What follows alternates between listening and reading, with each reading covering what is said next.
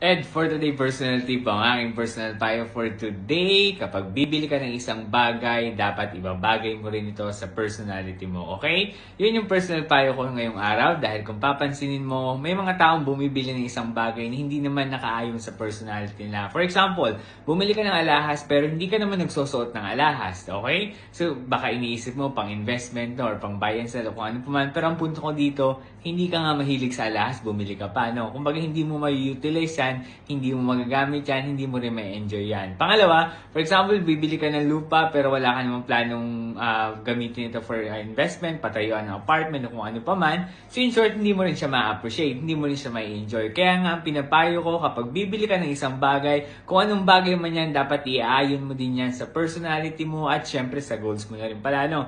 Kaya dapat i-consider mo yan. Kapag bibili ka ng isang bagay, dapat more on lagi mo iniisip, magagamit ko ba talaga? Bagay ba ito sa akin? Alam mo yun, may enjoy ko ba? Mas magiging happy ba ako kapag bumili ako nito? Or may paggagamitan ba ako sa future kapag bumili ako nito? Okay? Yun yung personal payo ko sa araw na to. Kung nagustuhan mo, baka pwede pa-like ng video na to. Pwede mo rin pala like and share, no? At baka pwede mo namang i-follow yung FB page ko na Ed for Today. Pwede mo rin pala i-follow sa TikTok at i-subscribe sa YouTube. Yun lamang. Salamat!